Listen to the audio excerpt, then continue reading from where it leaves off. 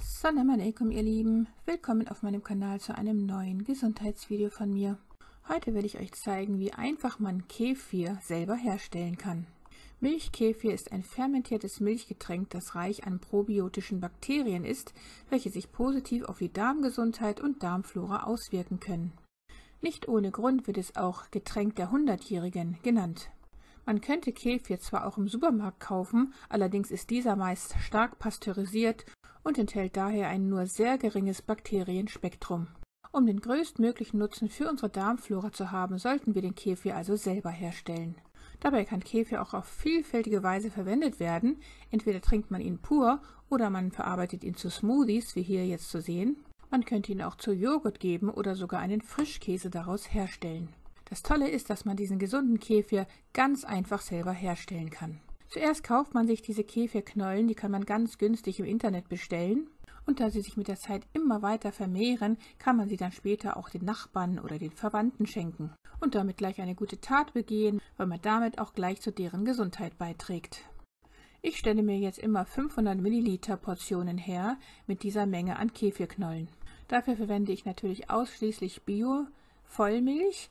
Aber noch besser wäre es jetzt, die Bio-Vollmilch aus dem Biomarkt zu holen, denn diese ist meistens nicht homogenisiert. Hier sehen wir jetzt deutlich, wie die Kefirknollen aussehen. Die sehen aus wie kleine Blumenkohlröschen.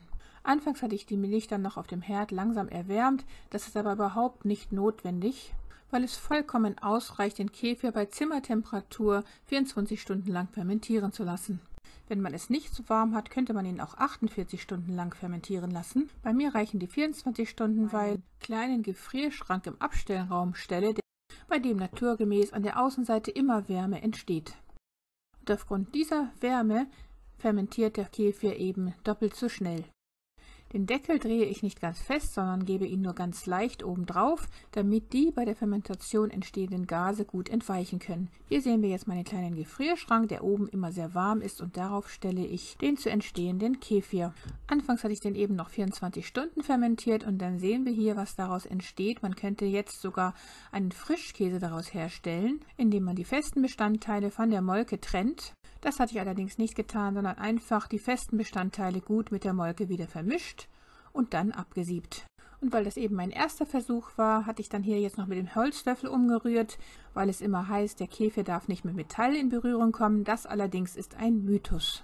Dem Kefir schadet der Metall nicht, sondern umgekehrt. Der Kefir könnte aufgrund der organischen Säure manche nicht aus Edelstahl bestehende Metalle angreifen und sie korrodieren, aber da wir heute ja nur Edelstahl benutzen, kann da auch nichts passieren. Anfangs hatte ich den Kefir noch durch einen Nussbeutel gesiebt.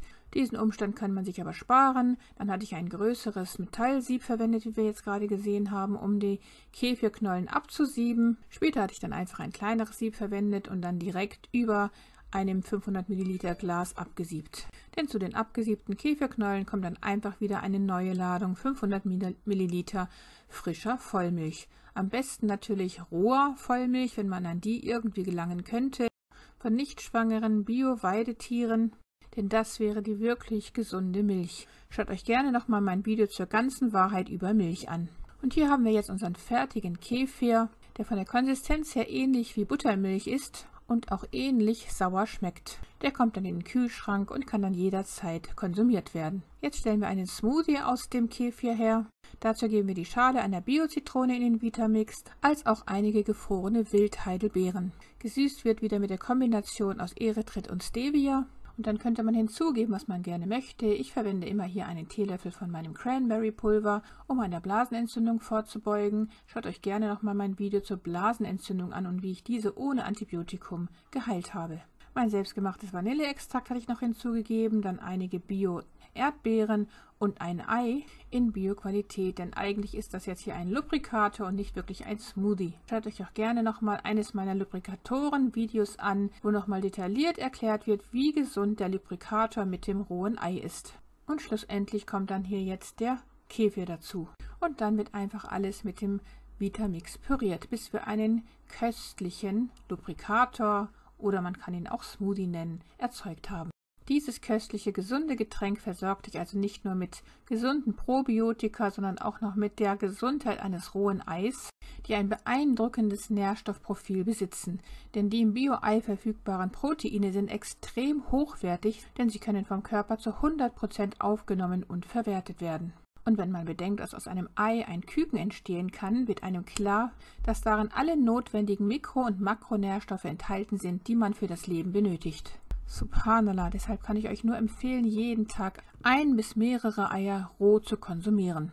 Und wie gesund Wildheidelbeeren sind und dass sie zu den gesündesten Beeren überhaupt auf diesem Planeten zählen, unter anderem auch aufgrund der vielen Antioxidantien in Form der Anthocyane, die darin enthalten sind, hatte ich euch ja schon in mehreren Videos mitgeteilt, wie zum Beispiel dem Video zu dem rohköstlichen Wildheidelbeerkuchen. Den Kefir kann man wie gesagt schon in 24 Stunden herstellen, indem man ihn auf eine warme Oberfläche und möglichst dunkel stellt, sodass man täglich seinen Kefir trinken kann. Die abgesiebten Kefirknollen muss man nicht unbedingt mit Wasser ausspülen, sondern man gibt sie einfach so in das Glas und verwendet sie wieder neu für die nächste Portion. Was man allerdings jetzt machen könnte, wenn man jetzt gerade keine Vollmilch oder Biomilch zur Hand hat, dann könnte man auch einen veganen Kefir sozusagen daraus herstellen. Hier in diesem Fall jetzt mit Kokosmilch, die ich noch mit etwas Wasser verdünnt habe. Also ich habe zur Hälfte Kokosmilch und zur Hälfte Wasser benutzt und das einfach mit den Kefirknollen vermischt und dann wiederum 12 Stunden lang auf der warmen Gefrierschrankoberfläche fermentieren lassen. Und damit kann man sich dann einen köstlichen Kokoskefir selber herstellen, der genauso gut funktioniert wie der Milchkefir, den man dann auch nach Abseien in den Kühlschrank stellt und ihn dann verwenden kann. Der würde sich zum Beispiel vorzüglich für den eben hergestellten Heidelbeer-Lubrikator eignen. Aber man kann ihn genauso gut pur trinken wie auch der andere Milchkefir. Schmeckt ganz köstlich eben nach Kokosnuss. Aber man muss dabei bedenken, dass man ihn nur einmal herstellen kann. Das heißt, nur einmal kann man ihn mit den Milchkefirknollen ansetzen und es entsteht ein wunderbarer, cremiger und sämiger Kokoskefir daraus. Aber würde man dann die Kefirknollen immer wieder für den Kokos oder für andere vegane Milchsorten verwenden, dann würden die Kefirknollen verkümmern. Denn diese benötigen unbedingt tierische Milch, um eben weiter wachsen und gedeihen zu können.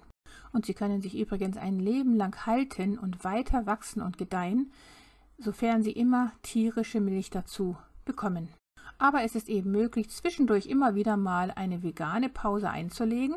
Das verkraften die Knollen, die gehen dadurch nicht zugrunde, aber wenn man es jeden Tag tun würde, dann würden sie zugrunde gehen. Deshalb handhabe ich das immer 1 bis 2 Mal in der Woche so, dass ich einen veganen Milchersatz verwende, aber danach immer wieder die Bio-Vollmilch, möglichst vom Bioladen, wo sie eben nicht homogenisiert wurde. Denn die Homogenisierung ist das wirklich Schädliche an der heutigen Milch. Das zum einen und zum anderen ist es eben die Milch von schwangeren Kühen, die wir in der heutigen Zeit meistens aus dem Supermarkt kaufen können. Und diese Mengen an Hormonen, die schaden unserer Gesundheit auf Dauer eben auch. Deshalb wäre es natürlich ideal, wenn man an rohe Milch von Bio-Weidekühen, die ein Kalb geboren haben, gelangen könnte. Denn das wäre die wirklich natürliche Milch, die unserer Gesundheit zugutekommen würde und die auch heilende Eigenschaften hätte. Kefirknollen sind eine symbiotische Kultur aus Bakterien und Hefe, die bis zu 120 Stämme von Lactobacillen enthalten. Wenn Kefir fermentiert, fressen die Bakterien und Hefen in den Kefirkörnern den größten Teil der Laktose in der Milch, was sie für Menschen mit Laktoseintoleranz leichter verdaulich macht. Kefir ist außerdem reich an probiotischen Bakterien, die gut für deine Darmgesundheit sind. Die enthaltenen Lactobacillen verbessern nachweislich die Verdauung, können das Immunsystem unterstützen und Entzündungen im Darm verringern. Die mikrobielle Gemeinschaft des Kefirs umfasst eine komplexe Mischung aus Milchsäurebakterien, Essigsäurebakterien und Hefen. Die Hefen produzieren auch verschiedene Stoffwechselprodukte wie Peptide, Aminosäuren, Vitamine, Ethanol und CO2, die zum Geschmack und Aroma des Kefirs beitragen. Und die geringen Mengen von Ethanol darin sind jedoch nicht haram für uns, weil sie natürlicherweise darin vorkommen. Genauso wie auch reife Früchte wie Bananen, Äpfel oder Brot und Fruchtsäfte manchmal geringe Mengen an Alkohol enthalten, die aber zu keiner Berauschung führen und somit ebenfalls wie Kefir als rein und erlaubt eingestuft werden. Hier hatte ich euch nochmal gezeigt, dass ich hier jetzt wirklich diese Biomilch vom Bioladen gekauft hatte, die eben nicht homogenisiert wird.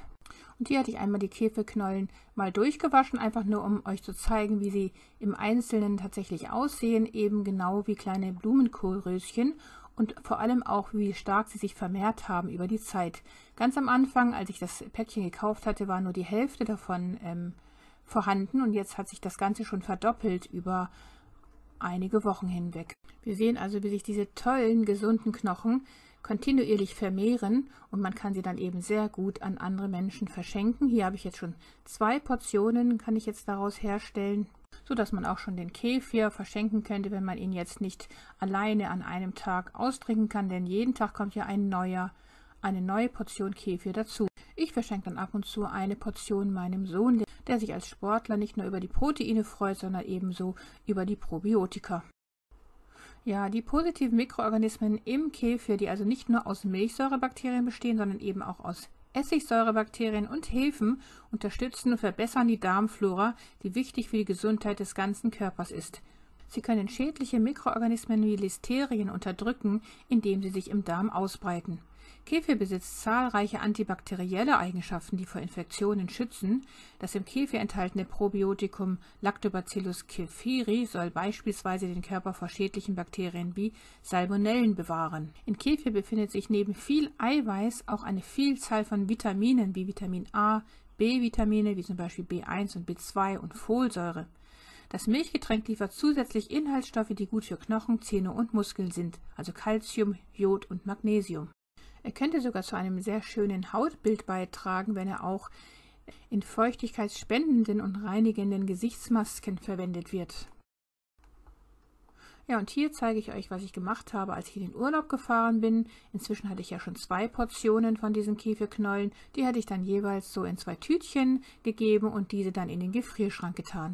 Man kann die Kefirknollen also problemlos einfrieren und hinterher einfach wieder wie gehabt verwenden. Wir sehen also, wie unglaublich pflegeleicht diese Kefirknollen sind, dass sie durch Einfrieren nicht zerstört werden, dass sie sich kontinuierlich vermehren, ein Leben lang halten, wenn man sie gut pflegt und aufgrund dieser tollen Eigenschaften und noch mehr zu unserer Gesundheit erheblich beitragen. Empfehlen kann ich euch daher auf jeden Fall, den Kefir in Zukunft einfach selber herzustellen.